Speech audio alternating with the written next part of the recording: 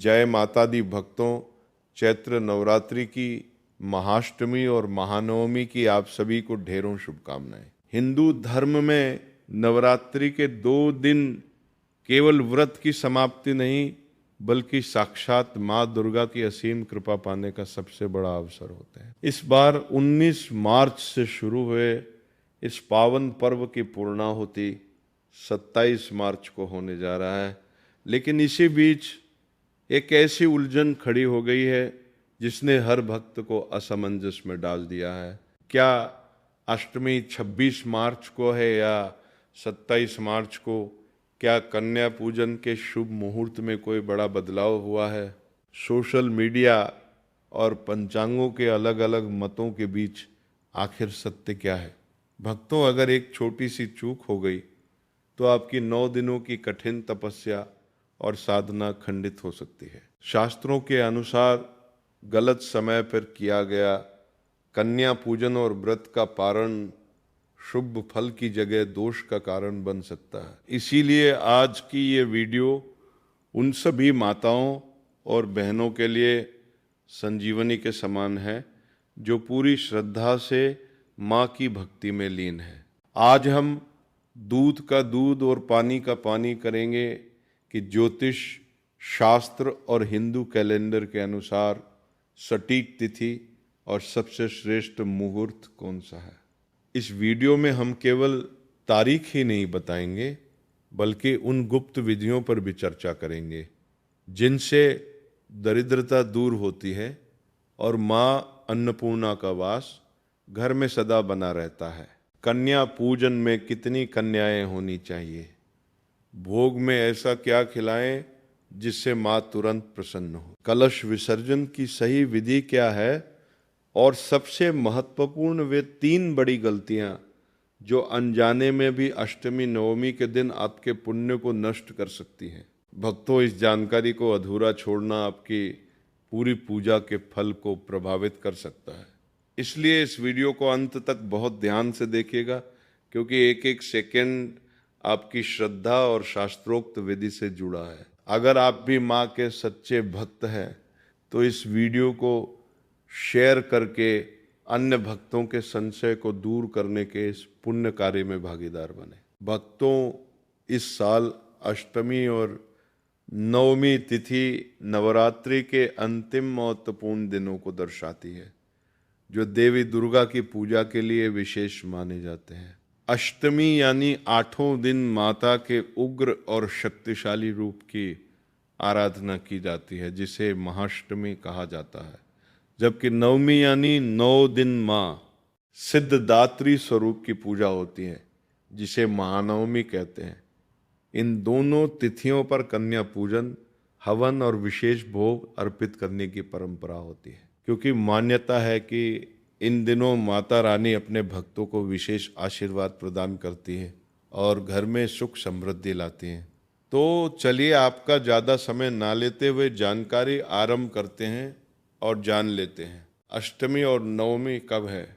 ये विशेष वीडियो आरंभ करते हैं। जैसा कि आप सब जानते हैं, इस बार चैत्र नवरात्रि 2026 का आरंभ 19 मार्च गुरुवार से हुआ है और इसकी पूर्णाहुति 27 मार्च 2026 शुक्रवार के दिन होगी। तो इस बार अष्टमी तिथि आ रही है 26 मार्च 2026 गुरुवार के दिन। हिंदू कैलेंडर और ज्योतिष शास्त्र के अनुसार इसी दिन हम अष्टमी तिथि का पालन करेंगे। वैसे अष्टमी तिथि का आरंभ हो रहा है 25 मार्च बुधवार को दोपहर में 1:50 से और अष्टमी तिथि समाप्त होगी 26 मार्च गुरुवार के दिन सुबह 11:39 पर।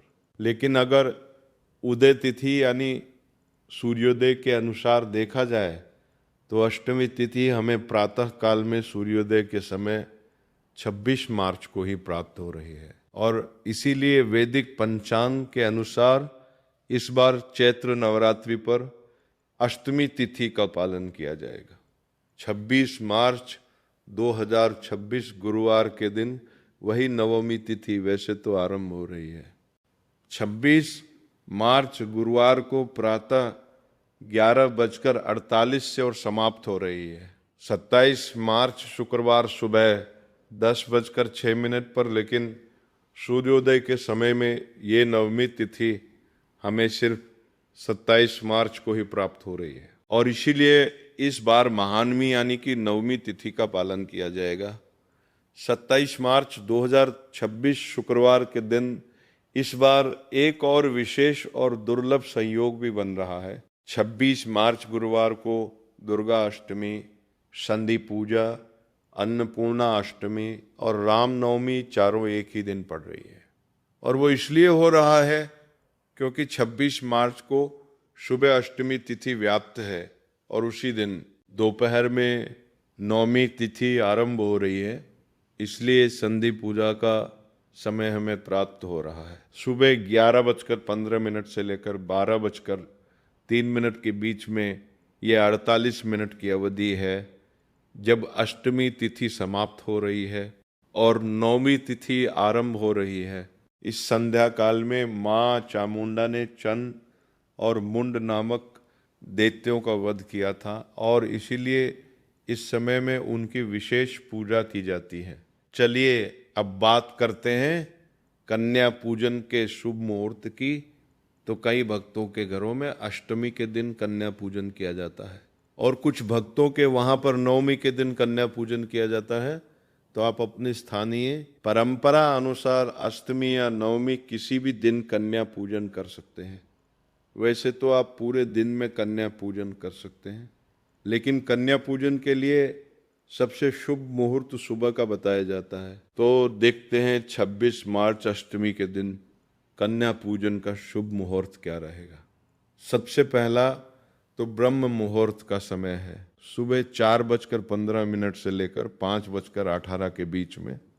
अगर इस समय में नहीं कर सकते तो दूसरा मुहूर्त है प्रातःकालीन पूजा का समय, वो मिलेगा सुबह 4:45 से लेकर 6 या 5 के बीच में।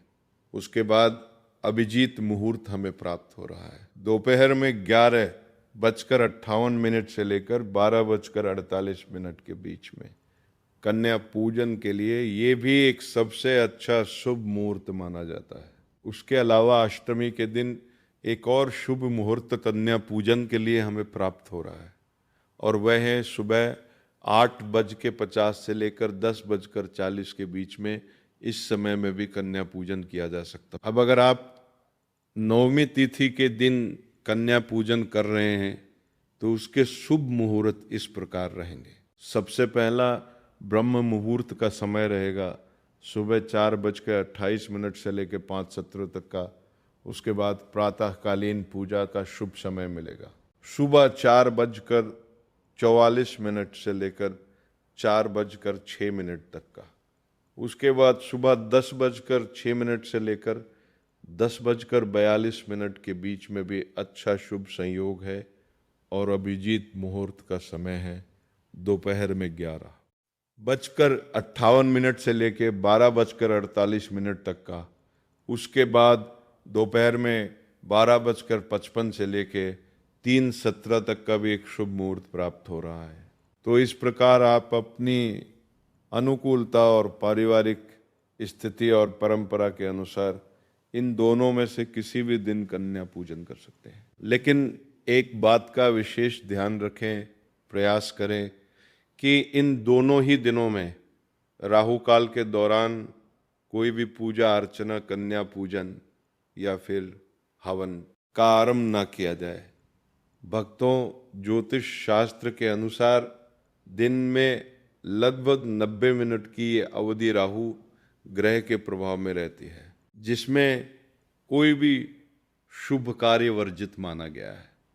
तो इसलिए 26 मार्च गुरुवार के दिन राहु काल का अनुमानित समय रहेगा दोपहर में 1:30 से लेकर 3 बजे तक और 27 मार्च शुक्रवार को नवमी वाले दिन राहु का समय रहेगा सुबह 10:30 से लेकर 12 बजे तक। तो इस समय के अंदर में कोई भी शुभ या मांगलिक कार्य ना करें।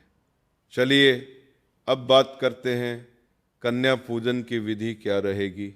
तो शास्त्रों के अनुसार 2 वर्ष से लेकर 10 वर्ष की 9 कन्याओं की पूजा करनी चाहिए। अगर 9 कन्याएं उपलब्ध नहीं हैं तो 1, 3, 5 या फिर 7 कन्याओं की पूजा भी की जा सकती है। कुल संख्या विषम रखना शुभ माना जाता है।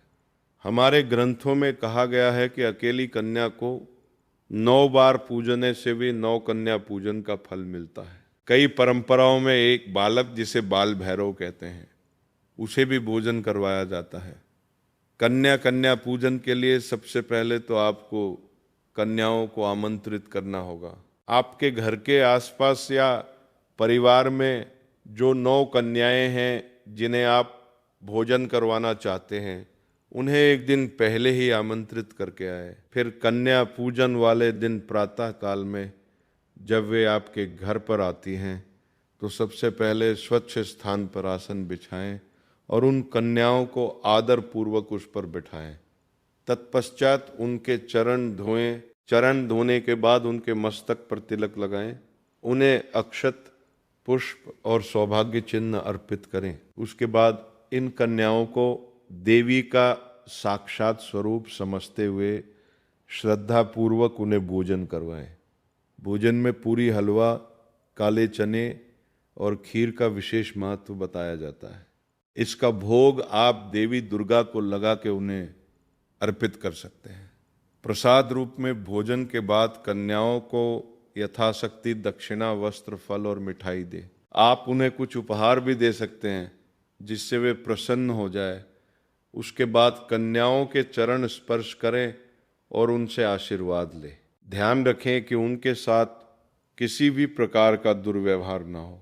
आपके द्वारा या परिवार के किसी और सदस्य द्वारा उन्हें पूर्ण सम्मान और स्नेह दें, क्योंकि वे उस समय देवी का प्रत्यक्ष स्वरूप होती है।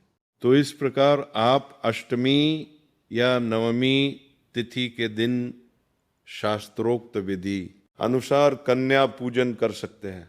अब नवमी पूजन के अंदर हवन भी किया जाता है। तो इसके क्रम को लेकर कई बार प्रश्न आता है कि पहले यज्ञ या हवन करना चाहिए या पहले कन्या पूजन करना चाहिए। तो परंपरागत विधि में कन्या पूजन पहले किया जाता है और हवन बाद में। पूजा की संपूर्ण विधि इस प्रकार होती है। सबसे पहले देवी का आवाहन किया जाता है, उनका पूजन किया जाता है। उसके बाद कन्याओं को भोजन और दक्षिणा दी जाती है, यानी कन्या पूजन किया जाता है। और फिर अंत में पूर्णाहुति के लिए हवन किया जाता है। ऐसा इसलिए है क्योंकि कन्या पूजन स्वयं में देवी की प्रत्यक्ष पूजा है और उन्हें प्रसन्न करने के बाद हवन में आहुति देना शुभ माना गया है। तो इस प्रकार से आप कन्या पूजन और हवन दोनों कर सकते हैं। अगर आपके वहाँ पर नवमी के दिन कन्या पूजन हो रहा है और नवमी के दिन हवन किया जाता है तो आप इसी क्रम का पालन कर सकते हैं। सबसे पहले प्रातः काल में उठकर स्वयं कलश की पूजा विधि और इत्यादि प्रातःकालीन कार्य समाप्त करें, देवी की पूजा करें। उसके बाद कन्या पूजन करें और उसके बाद हवन करें।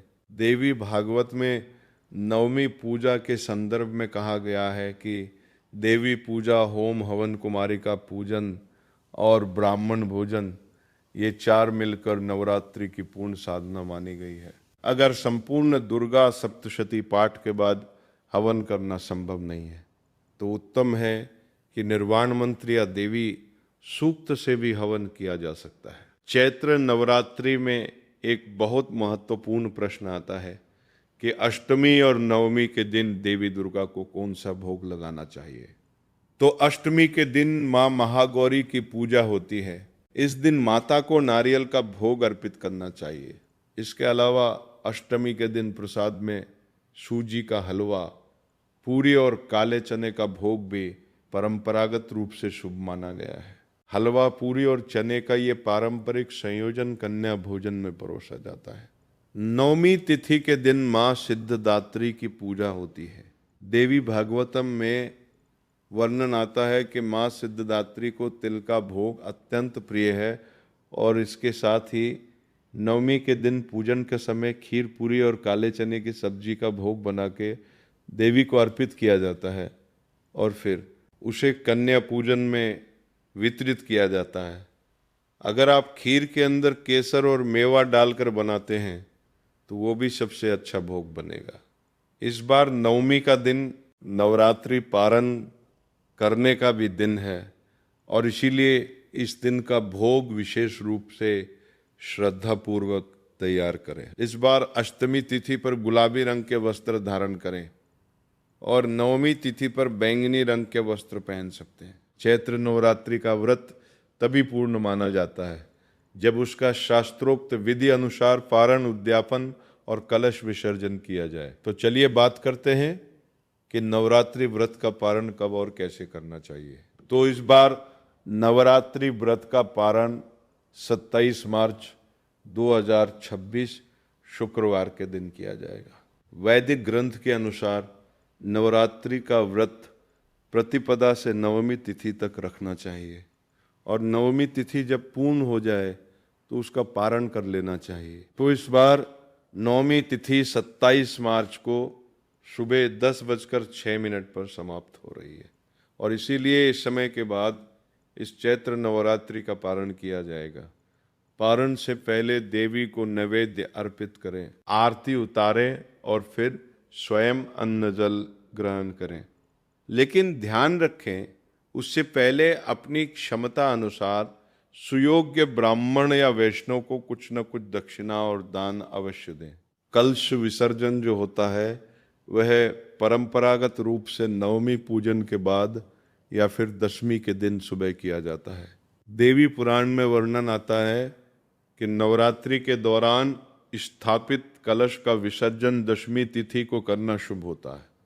आप नवमी या दशमी किसी भी दिन अपनी पारिवारिक परंपरा अनुसार कलश विसर्जन कर सकते हैं, लेकिन इस विसर्जन को करने से पहले देवी दुर्गा से क्षमा प्रार्थना करें।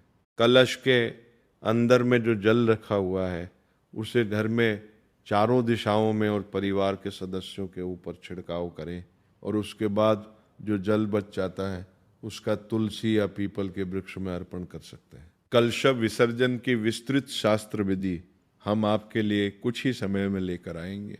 आइए अब अष्टमी और नवमी से जुड़े हुए कुछ प्रश्नों के उत्तर लेते हैं। आप में से किसी भक्त ने हमें पूछा था कि क्या अष्टमी और नवमी दोनों दिन पूजा की जा सकती है?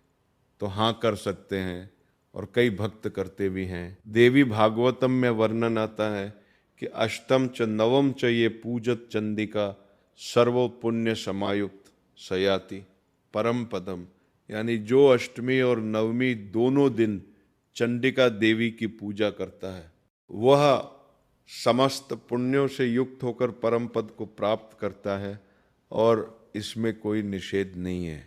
दूसरा प्रश्न आता है, क्या अष्टमी और नवमी का व्रत रखना आवश्यक है? तो देखिए, अगर आप पूरे नवरात्रि का व्रत रख रहे हैं तो अष्टमी और नवमी को उपवास रखना ही होगा। लेकिन कई भक्त पूरे 9 दिन का व्रत उपवास नहीं रख पाते, तो शास्त्रों की राय है कि कम से कम पहले दिन और अंतिम दिन का व्रत रखना चाहिए। कालिका पुराण में वर्णित है कि जो भक्त नवमी तक निराहार रहकर दशमी को अन्न ग्रहण करते हैं उन्हें अनंत गुना अधिक पुण्य फल प्राप्त होता है। अगर स्वास्थ्य के कारणवश निराहार नहीं रह सकते तो देवी को भोग लगाकर फलाहार भी ले सकते हैं। एक और प्रश्न आया था कि जो पहले और अंतिम दिन का व्रत रखते हैं उन्हें कब व्रत करना चाहिए? तो ऐसे भक्त चैत्र शुक्ल प्रतिपदा यानी कि 19 मार्च 2026 को पहला व्रत रखें और फिर नवमी तिथि यानी 27 मार्च 2026 को अंतिम व्रत रखें। नवमी के व्रत के बाद उसी दिन नवमी तिथि समाप्त होने पर या अगले दिन दशमी को प्रातः में पारण कर सकते हैं। एक और प्रश्न कई बार आता है और पूछते हैं भक्तगण की क्या अष्टमी और नवमी की रात में जागरण करना जरूरी है?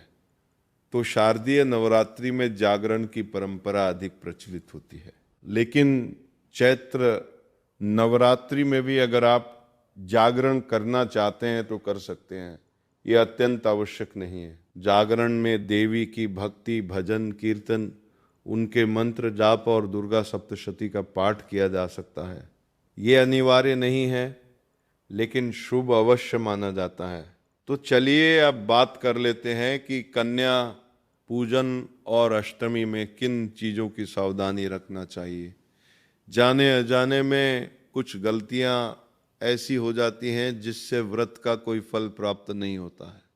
कहने का मतलब कि व्रत खंडित हो जाता है। इसलिए आज हम आपको बिल्कुल विस्तार से बताने वाले हैं। बिल्कुल ध्यान पूर्वक सुनना है।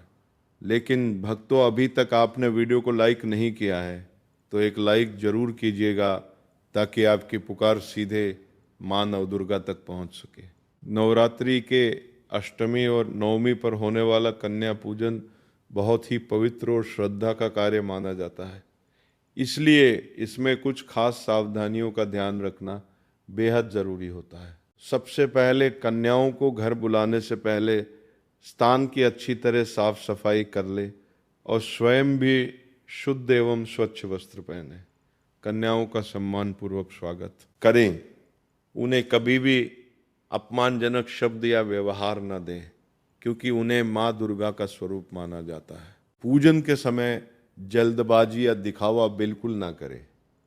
पूरे मन और श्रद्धा से उनके चरण धोकर तिलक लगा के और भोजन कराए। भोजन में सात्विक और शुद्ध चीजें ही परोसे, जैसे पूरी, हलवा, चने आदि। और ध्यान रखें कि भोजन बासी या अधूरा ना हो। कन्याओं को खाली हाथ न जाने दें। उन्हें दक्षिणा या उपहार अवश्य दें। सबसे बड़ी गलती ये होती है कि लोग केवल औपचारिकता निभाते हैं। इसीलिए सच्चे भाव, श्रद्धा और सम्मान के साथ ये पूजन करें, तभी माता रानी की कृपा प्राप्त होती है और घर में सुख समृद्धि आती है। नवरात्रि के व्रत का पारण करते समय क्या खाना है और क्या नहीं खाना है, इसका विशेष ध्यान रखना बहुत जरूरी होता है, क्योंकि पारण ही व्रत की पूर्णता मानी जाती है। पारण हमेशा सात्विक और हल्के भोजन से करना चाहिए, जैसे फल, खिचड़ी, साबूदाना, कुट्टू या सिंघाड़े के आटे की पूरी, हलवा आदि, ताकि शरीर पर अचानक भारी भोजन का असर न पड़े। पारण करते समय सबसे पहले माता रानी को भोग लगाएं, फिर प्रसाद ग्रहण करें। ध्यान रखें कि व्रत खोलते ही तली भुनी ज़्यादा मसालेदार, लहसुन प्याज युक्त मांसाहारी भोजन बिल्कुल ना करें, क्योंकि इससे व्रत का पुण्य कम हो सकता है और स्वास्थ्य पर भी बुरा प्रभाव पड़ सकता है। साथ ही शराब या किसी भी प्रकार के नशे से दूर रहें। पारण के दिन संयम, श्रद्धा और शुद्धता बनाए रखना ही सबसे महत्वपूर्ण होता है।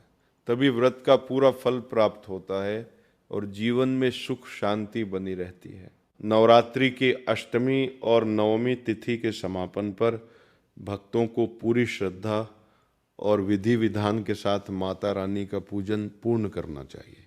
इन दिनों कन्या पूजन, हवन और भोग अर्पित करने के बाद अंत में माता रानी से अपने पूजा में हुई भूल चूक के लिए क्षमा मांगे और उनके चरणों में कृतज्ञता व्यक्त करें। यदि आपने घर में कलश स्थापना या माता की प्रतिमा स्थापित की है, तो नवमी या दशमी के दिन विधि पूर्वक उनका विसर्जन करें। कलश का जल घर में तुलसी या किसी पवित्र स्थान पर अर्पित करें और जवारे को बहते जल में प्रवाहित करें या किसी स्वच्छ स्थान पर छोड़। प्रतिमा हो तो उसे सम्मान पूर्वक नदी या तालाब में विसर्जित करें या पर्यावरण का ध्यान रखते हुए घर पर ही प्रतीकात्मक विसर्जन करें। अंत में माता रानी से प्रार्थना करें कि वे आपके घर में सुख, शांति, समृद्धि और सकारात्मक ऊर्जा बनाए रखें और अगले वर्ष पुनः आने का आशीर्वाद दें। इसी के साथ नवरात्रि का समापन शुभ और मंगलमय माना जाता है। भक्तों, नवरात्रि की अष्टमी और नवमी तिथि का विशेष महत्व बताया गया है और जो भी श्रद्धालु इन पावन दिनों में सच्चे मन, नियम और भक्ति के साथ व्रत पूजन, कन्या पूजन और हवन करते हैं, उन्हें माता रानी की असीम कृपा प्राप्त होती है। मान्यता है कि इन दिनों की गई पूजा से जीवन की बड़ी से बड़ी बाधाएं दूर होती है। घर में धन धान्य, सुख, समृद्धि और खुशहाली का वास होता है। साथ ही नकारात्मक ऊर्जा समाप्त होकर सकारात्मकता का संचार होता है।